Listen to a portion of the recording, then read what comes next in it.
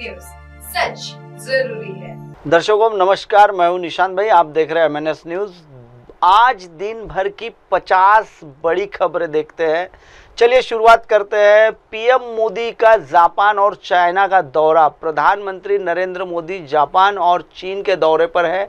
Japan में उन्होंने 15वें Bharat Japan वार्षिक शिखर सम्मेलन में भाग लिया और जापान की कंपनियों को भारत में निवेश के लिए आमंत्रित किया हुआ है।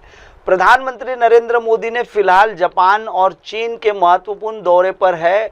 जापान में उन्होंने 15वें भारत जापान वार्षिक शिखर सम्मेलन में हिस्सा लिया हुआ है, जहां उन्होंने दोनों देशों के बीच संबंधों को मजबूत करने पर जोर दिया। इस दौरे के दौरान पीएम मोदी ने जापानी कंपनियों को भारत में निवेश के लिए भी आमंत्रित किया हुआ है, ताकि वे देश की अर्थव्यवस्था को और गति मिल सके।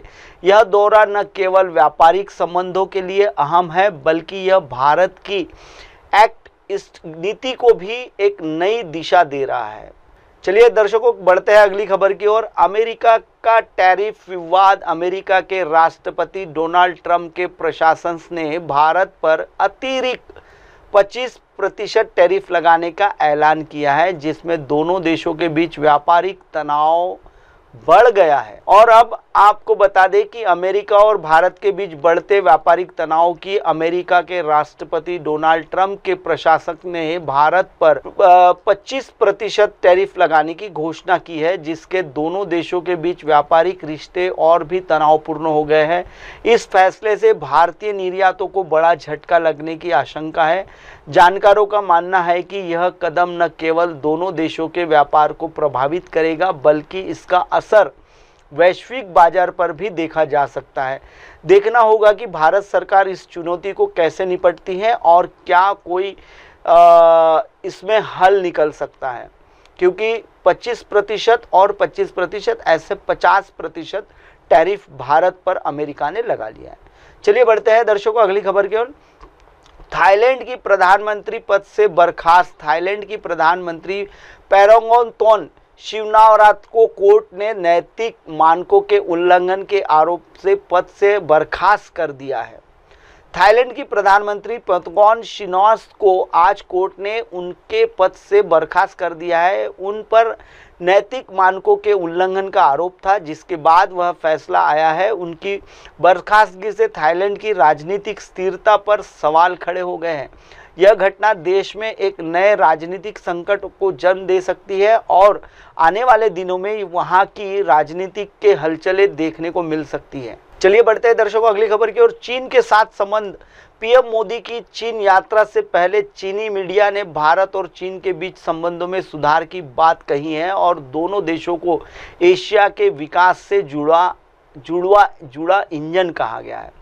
प्रधानमंत्री मोदी को चीन यात्रा से पहले ही चीन मीडिया ने एक सकारात्मक रुख अपनाया है। चीनी मीडिया ने भारत और चीन के संबंधों में सुधार की उम्मीद जताई है और दोनों देशों के लिए एशिया के विकास के जुड़वा इंजन बताया है। इस बयान को दोनों देशों के बीच तनाव कम करने की दिशा में एक अहम कदम माना जा रहा है।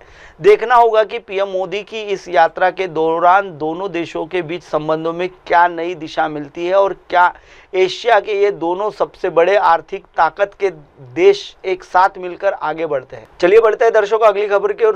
रूस यूक्रेन युद्ध रुकने से यूक्रेन पर भीषण मिसाइल और ड्रोन हमले लिए हैं, जिससे कई नागरिकों की मौत हुई है। रूस ने यूक्रेन के एक नौसैनिक जहाज को भी डुबो दिया है। रूस ने यूक्रेन पर एक बार फिर से बड़े पैमाने पर मिसाइल और ड्रोन हमले किए हैं। इन हमलों में कई बेगुनाह नागरिकों की मौत हो गई है, जिसकी स्थिति और भी भयावह हो गई। इसके अलावा रूस ने यूक्रेन एक नैतिक नौसैनिक जहाज को भी डुबो दिया है। यह हमला यूक्रेन की नौसेना के लिए एक बड़ा झटका माना जा रहा है। इन घटनाओं से यह साफ होता है कि दोनों देशों के बीच तनाव कम होने के बजाय और भी बढ़ रहा है। चलिए दर्शकों बढ़ते हैं अगली खबर की ओर। ट्रंप के सलाहकार का बयान। ट्रंप ने सलाहकार पीटर नवारो को एक बार फिर भारत पर निशाना साधते हुए कहा है कि भारत अमेरिकी डॉलर का उपयोग रूसी तेल खरीदने के लिए कर रहा है। पूर्व राष्ट्रपति डोनाल्ड ट्रंप के सलाहकार पीटर नवारो ने एक बार फिर भारत को निशाना साधा है। उन्होंने आरोप लगाया है कि भारत अमेरिकी डॉलर से तेल का इस्तेमाल रूस से तेल खरीदने के लिए कर रहा है। नवारो का यह बयान ऐसे समय आया है जब रूस यूक्रेन युद्ध के कारण दुनिया भर में ऊर्जा संकट गहराया है। उनसे इस आरोप ने दोनों देशों के बीच संबंधों में एक नया तनाव पैदा कर दिया है। देखना यह है कि भारत सरकार इस आरोप पर क्या प्रतिक्रिया देती है। चलिए बढ़ते हैं दर्शकों, अगली खबर। ईरान को चेतावनी। ईरान के इजराइल को एक और युद्ध की धमकी दी है और दावा किया है कि इजराइल ने ही युद्ध विराम की मांग की थी। ईरान ने इजराइल के एक और युद्ध की धमकी दी है। इस धमकी के साथ ही ईरान ने यह भी दावा किया है कि मौजूदा संघर्ष को रोकने के लिए इजराइल ने ही युद्ध विराम की मांग की थी। ईरान का यह बयान ऐसे समय आया है जब इस क्षेत्र में पहले से ही तनाव चरम पर है। दोनों देशों के बीच लगातार बढ़ती तनाव की दूरियां जो है वो एक चिंता का विषय बनी हुई है। चलिए बढ़ते हैं दर्शकों, अगली खबर के। इजराइल यमन संघर्ष। इजराइल यमन में हूती विद्रोहियों पर हवाई हमले किए गए हैं। इजराइल ने यमन पे हुए विद्रोही के ठिकानों पर हवाई हमले किए हैं। इजराइल ने कहा है कि ये हमले हूतियों द्वारा किए गए हैं। हमलों का जवाब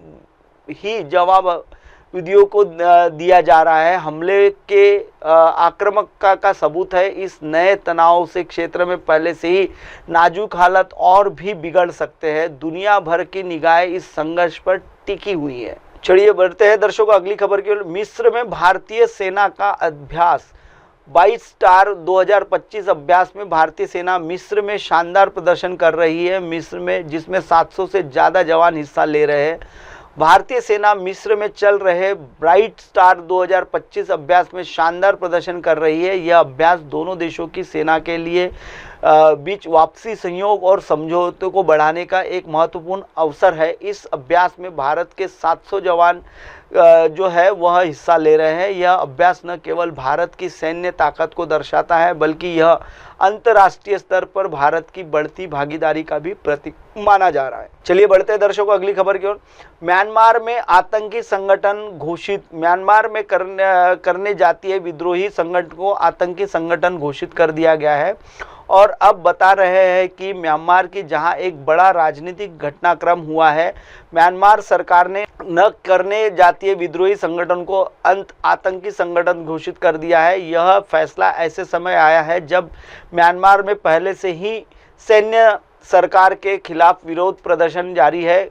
करेना विद्रोही पर नागरिकों पर हमले करने और सरकार विद्रोही गतिविधियों को शामिल होने का आरोप है। इस कदम से म्यांमार में हिंसा और अस्थिरता को बढ़ावा दिया जा रहा है। दर्शकों फिलहाल वक्त तो चला है ब्रेक का। ब्रेक से लौटने के बाद देखिएगा देश और दुनिया की तमाम बड़ी खबरें। बने रही है MNS न्यूज़। हाय हेलो नमस्कार, मैं हूं पंकज विष्णु और आप देख रहे हैं MNS न्यूज़।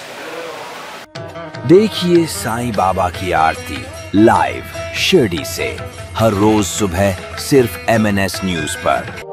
आप देख रहे हैं MNS न्यूज़, सच जरूर।